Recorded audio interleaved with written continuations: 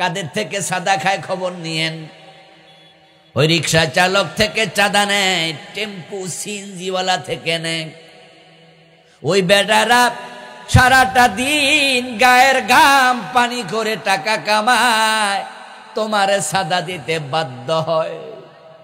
ও বেটা যে কষ্ট করে কামাইছে, বেটারটা ছিল হালাল, আর তুমি বিনা কষ্টে শুধু ক্ষমতা দেখাইয়া কামাইছো। এটা হালাল না হারাম? এটা ডাকাতি। এই চাঁদাবাজি ডাকাতি। ডাকাতি করলে খারাপ, তাই এটার নাম দিছে চাঁদা। যেই জায়গায় ফুটপাতে বসে দোকানদারি করছে গরিব দোকানদার, ওখানে মানুষ হাঁটার জন্য সরকার রাস্তা বানাইছে। ওই দোকানদারের উচিত ছিল না এখানে দোকানদারি করবে, কিন্তু বেটা তো গরিব, দোকান ভাড়া নিয়ে করার মতো পুঁজি নাই, টাকা আছে 4-5 হাজার। তাই একটা ছোট্ট ভ্যান গাড়ির মাঝে কিছু সবজি লইয়া, ওই সবজিগুলা লইয়া ফুটপাতের মাঝে দাঁড়ায়া দাঁড়ায়া বেচে। প্রতিদিন 300-500 টাকা ব্যবসা হয়, সংসার চলে। আর তুমি এলাকার নেতা, তুমি তার থেকেও 50 টাকা সাদা খাও। ওই বেটা থেকে যে টাকাটা নিলা, ওই ফুটপাতের মালিক তো তুমি না, তার হালাল টাকাটা তুমি যা নিলে এটা ডাকাতি করে নিলা। ডাকাতির টাকা হালাল না হারাম? কোন দলে যোগ দিচ্ছ? যারা সাদাবাজ, যার নেতা বেনামাজি, ওই নেতার কর্মীরা নামাজি হয় কম।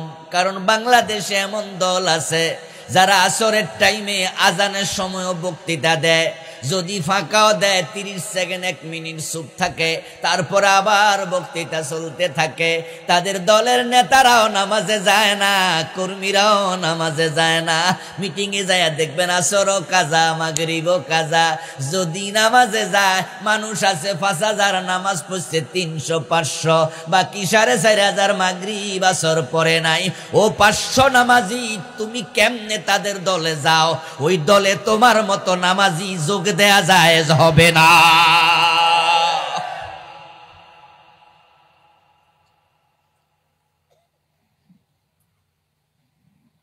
কোন মা সাদিকিন, ভালোদের সঙ্গ হও, ভালোদের সঙ্গ নাও, সঙ্গ নেও, ভালোদের সঙ্গী হও। হাসরের দিন বেনামাজি নেতাকে বেনামাজি কর্মীরা বলবে, আল্লাহ এই লোক তো নামাজ শিখায় নাই, রোজা শিখায় নাই। ওয়ালতাকুম মিনকুম উম্মাতুন ইয়াদউনা ইলাল খায়র, এমন দলে যোগ দাও যে দলের নেতা তোমাকে নামাজের কথা বলবে, কোরআন শিখতে বলবে, হাদিস পড়তে বলবে, ইসলামী সাহিত্য বলতে বলবে, মাতা পিতার খেদমত করতে বলবে, দাড়ি রাখতে বলবে, টাকনোর উপরে কাপড় পরতে বলবে, সিনেমা না চাইতে বলবে, ঘোষের বিরুদ্ধে বলবে। ইয়াদউনা ইলাল খায়র, তাদের সাথে চলো যারা তোমাকে শুদ্ধ জান্নাতের পথে নেয়ার চেষ্টা করবে। এই কথাগুলো কে বলতেছে? এমন দলে যাও, এমন দল থাকা উচিত। ওয়ালতাকুম মিনকুম উম্মাহ, তোমাদের মাঝে এমন একটি জাতি, এমন একটি দল থাকবে, ইয়াদউনা ইলাল খায়র, যারা মানুষকে আহ্বান করবে কল্যাণের দিকে, ভালোর দিকে। কিন্তু আপনার নেতা আপনারে কোনোদিন নামাজের কথা বলে নাই। আপনি মিটিং এ গেছেন, তাদের দলে যোগ দিয়া মিটিং এ গেছেন, দিনের 2টা বাজে মিটিং শুরু। একবারে বক্তৃতা একজনের পর একজন দিচ্ছে দিচ্ছে দিচ্ছে দিচ্ছে, দিতে দিতে মাগরিবের আজান পর্যন্ত হলো। 3 ঘন্টা লম্বা মিটিং। একটা বক্তাও আল্লাহর কোরআনের একটা আয়াত পড়ে নাই, রাসূলের একটা হাদিস বলে না। এমন দলীয় মিটিং আছে না নাই? তো তুমি কাদের সাথে চললা? যারা কোরআনের কথা বলে না, হাদিসের কথা বলে না, আল্লাহর পথে ডাকে না, এমন লোকদের সাথে চললা। তারা বেনামাজি, তোমারও বেনামাজি বানাবে। এবার কিয়ামতের দিন কি হবে শোনেন। ওই লোকের আল্লাহকে বলবে, আল্লাহ ইন্না আতানা সাদাতানা ওয়া কুবারানা ফাআদাল্লুনা সাবিলা। ও আল্লাহ, আমাদের নেতারা আমাদেরকে পথহারা করছে, তারা আমাদেরকে পথহারা করছে। গত 15 বছর একদল লোক টেম্পু স্ট্যান্ডে চাঁদাবাজি করছে, বাস স্ট্যান্ডে চাঁদাবাজি করছে, বিভিন্ন জায়গায় চাঁদাবাজি করছে, ফুটপাতে চাঁদা তুলছে, চান্স পাইছে যেখানে, পেট পুরাইছে সেখানে। ওরা যখন পালাইছে, বাংলাদেশের চাঁদাবাজি বন্ধ না আরেক দল শুরু করছে। ওরা চলে গেছে, এখন নতুন আরেক দল শুরু করছে। এখন আপনি যদি তাদের হন অথবা আগের লোকদের হন, আপনার ছেলে ওই দলে যায়, তার পকেটও 2-4 টাকা চাঁদার আসার সম্ভাবনা আছে না নাই? হাসরের দিন বলবেন না তো না সাদাতানা ওয়া কুবারানা, আল্লাহ এই নেতাই তো আমাদেরকে পথহারা করছে, ফাদাল্লুনা সাবিলা। এই বেটা শিখাইছে সাদাবাজি, এই বেটা শিখাইছে টেন্ডারবাজি, এই বেটা শিখাইছে জুলুম। রব্বানা আতিহিম দিফাইন মিনাল আযাব, আল্লাহ তুমি আজকে তাকে দ্বিগুণ শাস্তি দাও।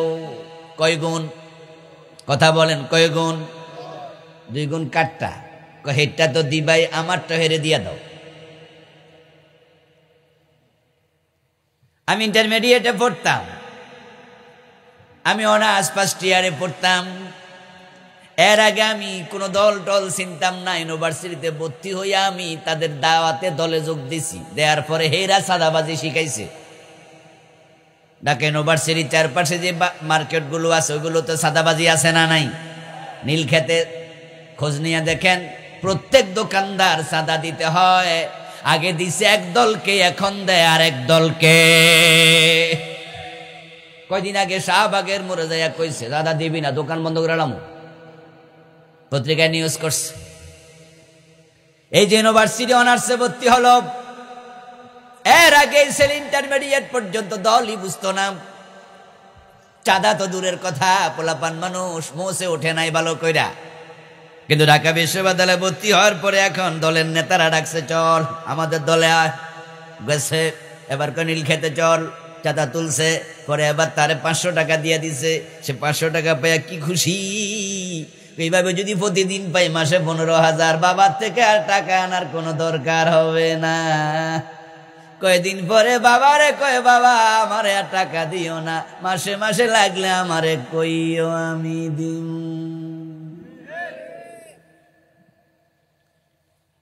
এই যে হারাম খাইলো এই ছেলে, কিয়ামতের দিন বলবে, আল্লাহ আমার নেতাকে ডাবল শাস্তি দাও, কারণ সে আমাকে পথহারা করেছে। ওরটা ওরে দাও, আমারটাও দাও। আল্লাহ তখন জবাব দেবেন, মিয়া নেতার দোষ দিয়া পয়সা যাইবা, তোমার কি বিবেক ছিল না? ওই দলে গেছো কেন? লিকুল্লিন দিফ, কোরআনের আয়াত। আল্লাহ জবাবে বলবেন, তারেও ডাবল, তোরেও দেব ডাবল, কারণ সে তোরে ডাকছে, সে নিজে অন্যায় করছে, তোরে দিয়েও করাইছে। আর তুইও গেছ, তুই মানুষের উপর জুলুম করছো, তোরেও ছাড় দেব না, ডাবল শাস্তি দুজনকে দিলাম, জাহান্নামে চলে যা। এখন জান্নাতে যেতে হলে, জাহান্নাম থেকে বেশ বাঁচতে হলে এ জাতীয় বাজে দল সারা দরকার আছে না নাই? দল করার জন্য আল্লাহ নিজে কইতাছে, ওয়ালতাকুম মিনকুম উম্মাহ, তোমাদের মাঝে একটা দল থাকতে হবে। আরে দলে দরকার কি? আপনারা তো এখানে আছেন যারা অনেকে দলই করেন না, নামাজ কালাম পড়েন, রোজা রাখেন, ভালো মানুষ, আপনি হজও করেন, আপনি মসজিদের ইমাম, আপনি দরবারের পীর। এমন এক দরবারের অসংখ্য পীর বাংলাদেশে আছে যারা বলে যে আমরা কোনো দলাদলিতে নাই, কোনো দল আমি করি না। অনেক মাওলানা সাহেব আছে বলে আমি কোনো দল করি না। অথচ আল্লাহ বলে, ওয়ালতাকুম মিনকুম উম্মাহ, তোমার দল থাকা উচিত। এটা আমরে গায়েব, আমরে হাজির, তোমাদের মাঝে থাকা উচিত। আল্লাহ বলছে, হ্যাঁ এটা হওয়া উচিত তোমাদের। লামে আমর, অর্ডার করছে আমি। এমনটা হওয়াই উচিত।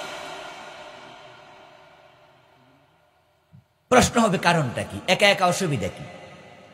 একা অসুবিধা হলো সমাজে যারা অপরাধী আছে, অপরাধীদের মাঝে গ্রুপ আছে না নাই? তাদের মাঝে একতা আছে না নাই?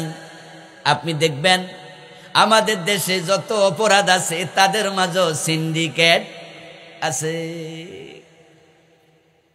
ডাকাত দল, কিছুক্ষণ আগে আমাদের ওসি সাহেব বলছে যে ডাকাতরা ডাকাতি করে, ডাকাত দল।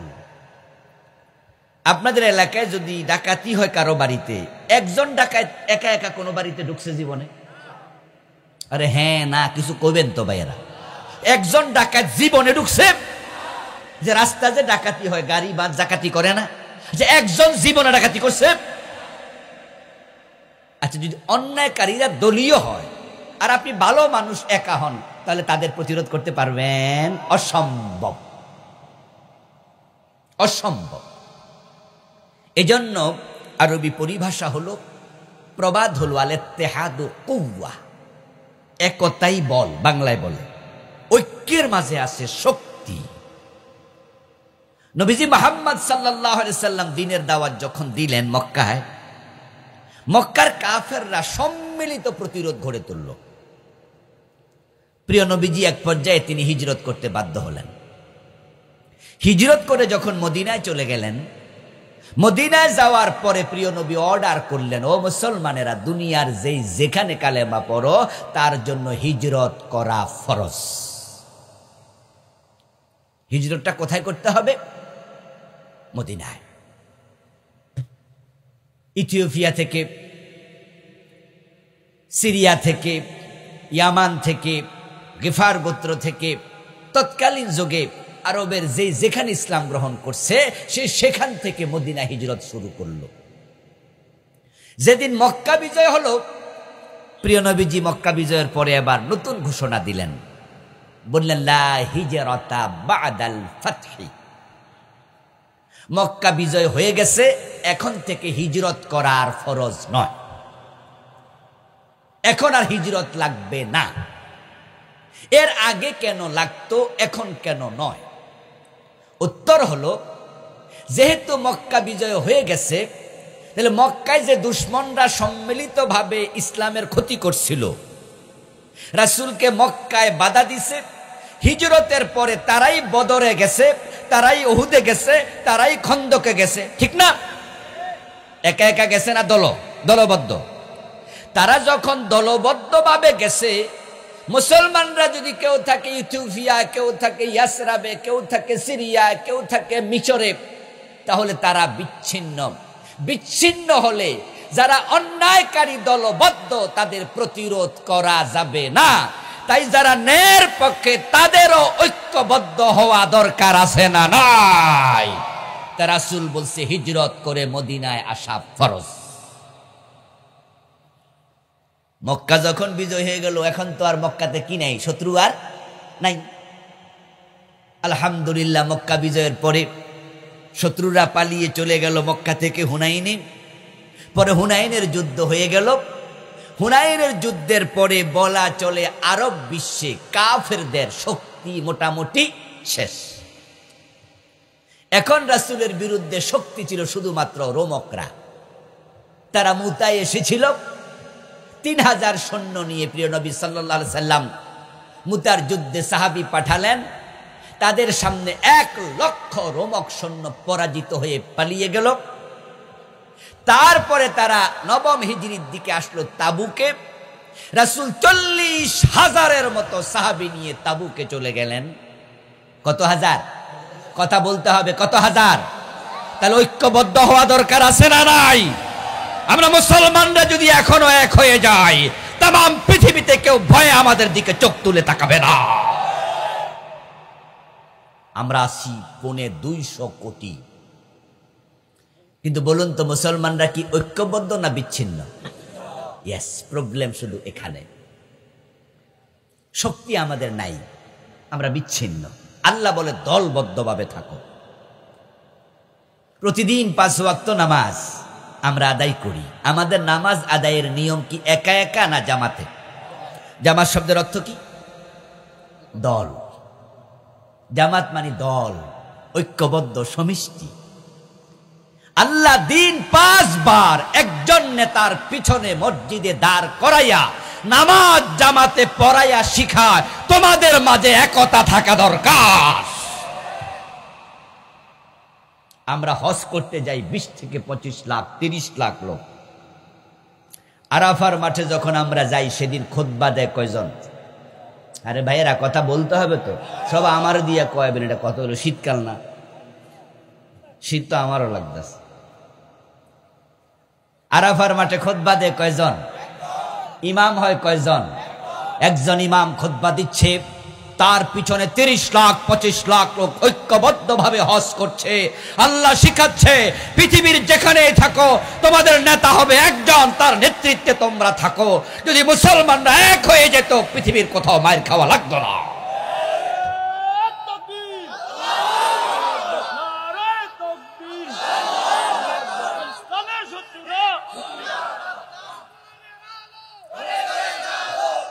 আমার প্রিয় ভাইরা, আমাদের বাড়িতে মা বোনরা আছে।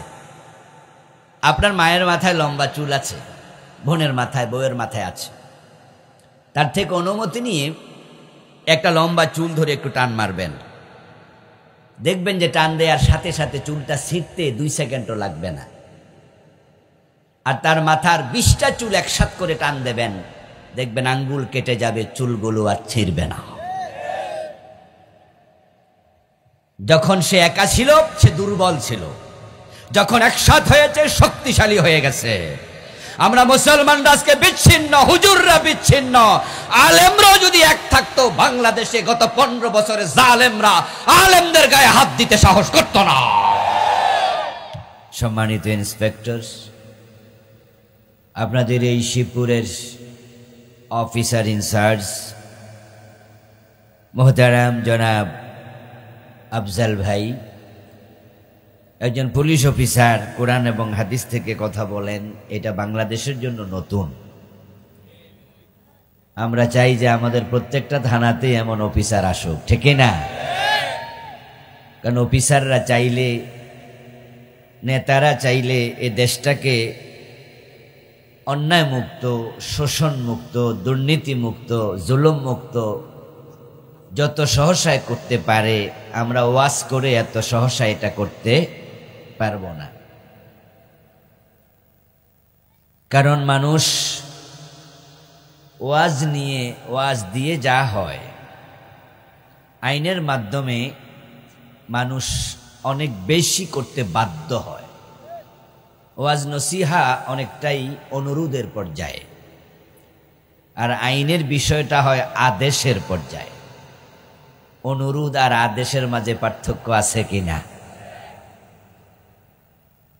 এজন্যই ইসলামে ওয়াজ নসিহত যেমন আছে, ইসলামে নির্দেশ, আদেশ, বিধান এগুলো নাই।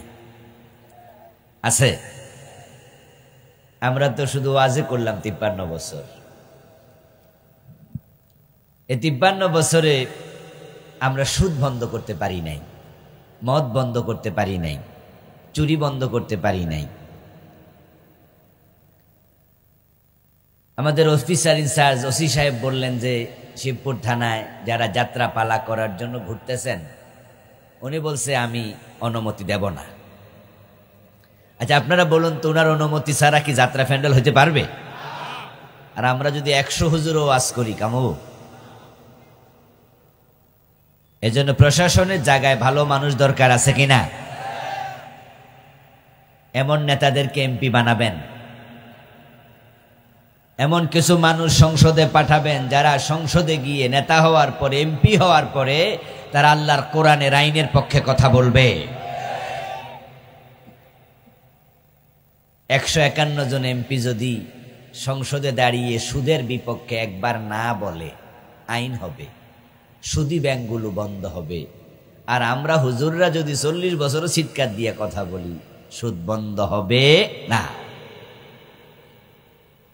আমরা দোয়া করি আমাদের আফজাল ভাইয়ের মতো এই জাতীয় অফিসার আমাদের দেশে আল্লাহ আরো বাড়াইয়া দেন। উপস্থিত মুহতারাম ওলামায়ে কেরাম, ইসলাম প্রিয় তাওহীদি জনতা, আর এই তিনটি আয়াতে কারিমা থেকে আংশিক তেলাওয়াত করেছি। প্রিয় নবীজি সাল্লাল্লাহু আলাইহি ওয়াসাল্লামের পবিত্র মুখনসৃত ছোট্ট একখানা হাদিসে নববী পাঠ করেছি। আল্লাহ তাআলা তৌফিক দান করলে এখান থেকে কিছু কথা বলবো ইনশাআল্লাহ। কোরআন হচ্ছে হেদায়াতের একমাত্র কিতাব। যদি কোনো ব্যক্তি জান্নাতের পথ পেতে চায়, হেদায়াত নিতে চায়, তাকে কোরআনের কাছে যেতেই হবে, কোনো বিকল্প নাই। এ কোরআনের প্রতিটি আয়াত আমাদের জন্য অনন্য নেয়ামত। আজকে যেই কয়েকটি আয়াত থেকে পড়লাম, আমরা সকলে হেদায়াত নেয়ার উদ্দেশ্যেই আলোচনা করব এবং শুনব। বলেন ইনশাআল্লাহ। আল্লাহ তাআলা বলছেন, ইয়া আইয়ুহাল্লাযীনা আমানুত্তাকুল্লাহ, হে ঈমানদারেরা, তোমরা আল্লাহ তাআলাকে ভয় করো, হাক্কা তুকাতিহ, যেভাবে ভয় করা উচিত, ওয়ালা তামুতুন্না ইল্লা ওয়া আনতুম মুসলিমুন, এবং তোমরা মুসলিম না হয়ে মৃত্যুবরণ করিও না।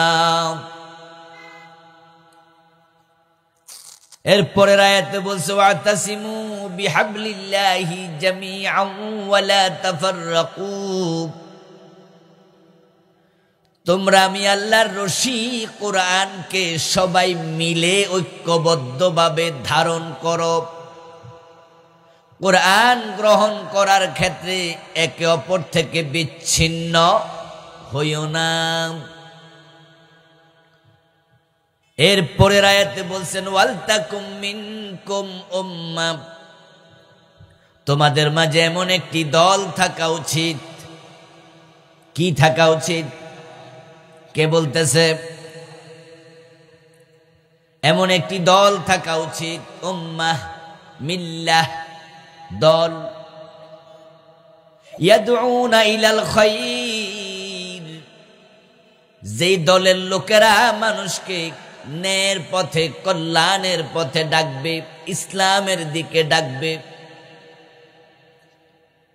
ওয়া ইয়ামুরুনা বিল মা'রুফি ওয়া ইয়ানহাউনা আনিল মুনকার, ওই দলের লোকেরা সৎ কাজে আদেশ দেবে, অসৎ কাজ দেখলে প্রতিরোধ গড়ে তুলবে। ওয়া উলাইকা হুমুল মুফলিহুন, আমি আল্লাহ যে অর্ডার গুলো দিলাম, যদি এগুলো মেনে চলে, তারাই সফল হবে। সফলতার নাম জান্নাত, ব্যর্থতার নাম জাহান্নাম। এখন সফল হওয়া, জান্নাত পাওয়া উল্লিখিত অর্ডার গুলোর সাথে জড়িত। যারা এই কথাগুলো মানবে, তারাই জান্নাত পেয়ে সফল হবে। এই কথা আমি বললাম না, আল্লাহর কথা। আপনারা জান্নাতে যেতে চান? তাহলে এখানে চারটা বিষয় আল্লাহ তাআলা বললেন। এক নাম্বার, আল্লাহকে ভয় করো, যেমন ভয় করা উচিত তাকওয়া অবলম্বন করো। যদি মানুষ তাকওয়া অবলম্বন করে মুত্তাকি হয়, তাহলে আল্লাহ তাআলা বলছেন, তিলকাল জান্নাতুল্লাতী নুরিসু মিন ইবাদিনা মান কানা তাকিয়া, আমি আমার মুত্তাকি বান্দাদের জন্য জান্নাত বানাইয়া রাখছি।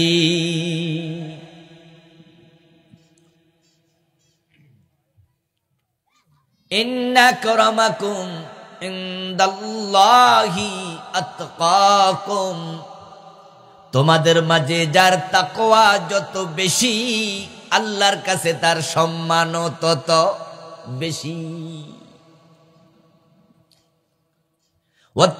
ওয়াত্তাকুল্লাহ ওয়া কুনু মা'আস সাদিকিন, তোমরা মুত্তাকি হও, আল্লাহকে ভয় করো এবং সত্যবাদীদের সঙ্গী হয়ে চলো। এমন দলে থাকো যেই দলের লোকেরা সত্যবাদী। কুনু মাস সাদিকিন, ভালো মানুষের সাথে থাকো। এই অর্ডারটা কার? এখন আত্মসমালোচনা করতে হবে কথাগুলো শোনার সাথে সাথে। আমরা এখানে যারা আছি প্রত্যেকে আমরা দল করি। দল করে না ছোট পোলাপান, দল করে না পাগলে। আর কোন দলে নাই এমন মানুষের সংখ্যাই দেশে 5% হবে না।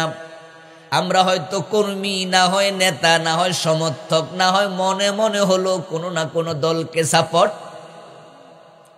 হয়তো আমি নিষ্ক্রিয়, সক্রিয় না, কিন্তু দলের বাহিরে আমরা খুব একটা নাই।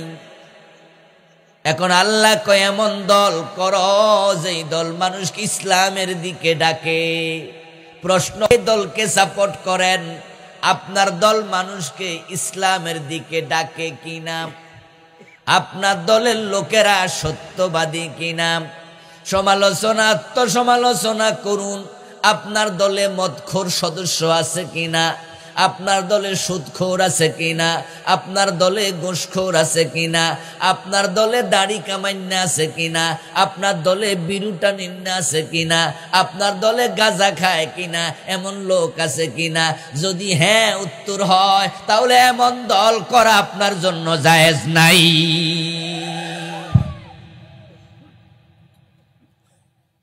আমি আপনাকে বলিনি আপনি গাঁজা খান, আপনি সুদ খান বলিনি, বলেছি ওই দলে আছে কিনা।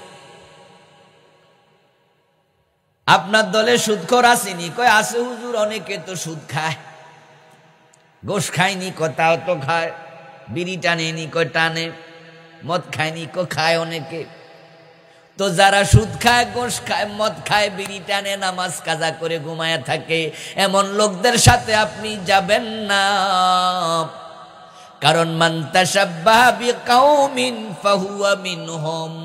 হাদিস হলো, যে যে দলের সাথে, জাতির সাথে একসাথে চলে, মিলেমিশে চলে, সে তাদের অন্তর্ভুক্ত হয়ে যায়।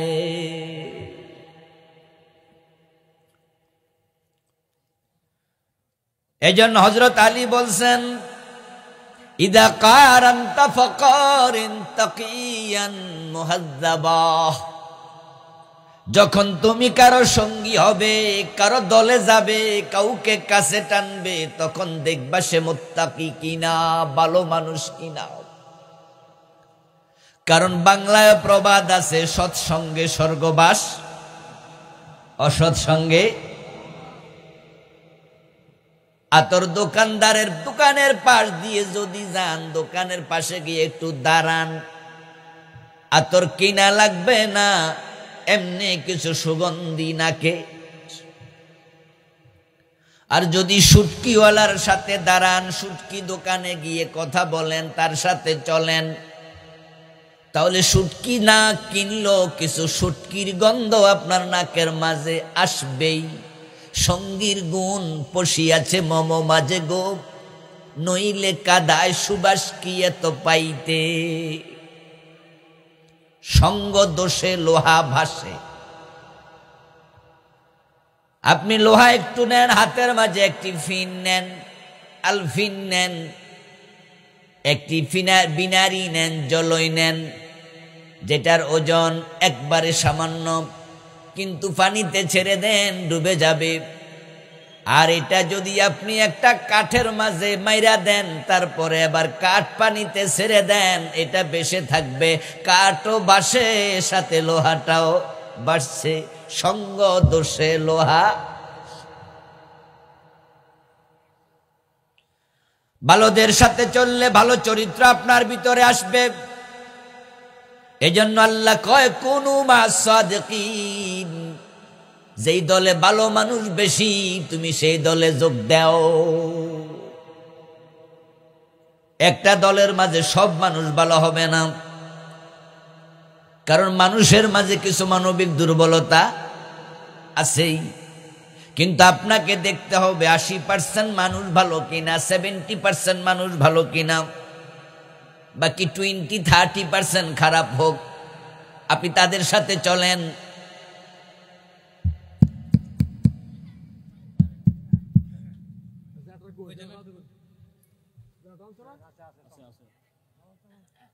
ভাই চালু করেন।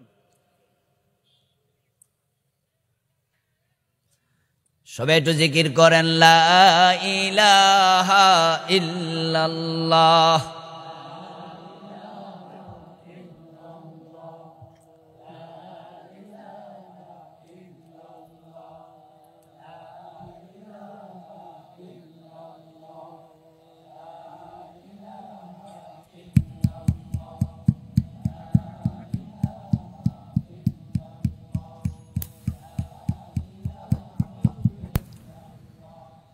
লা ইলাহা ইল্লাল্লাহু মুহাম্মাদুর রাসূলুল্লাহ।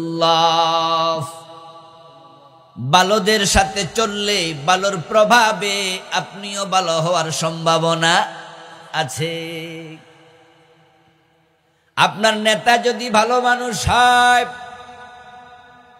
আপনার দলীয় কর্মীরা যদি ভালো মানুষ হয়, যে যার সাথে চলে তার সাথে তার হাসর হবে।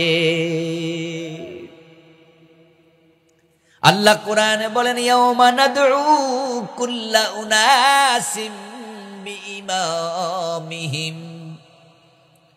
আমি কিয়ামতের দিন সব মানুষকে তার নেতা সহ ডেকে তুলব। আপনার নেতা যেমন আপনিও তেমন। তাই তো যারা বাজে নেতার সাথে চলেছে, কিয়ামতের দিন তারা নেতাদের বিরুদ্ধে আল্লাহর কাছে অভিযোগ করবে।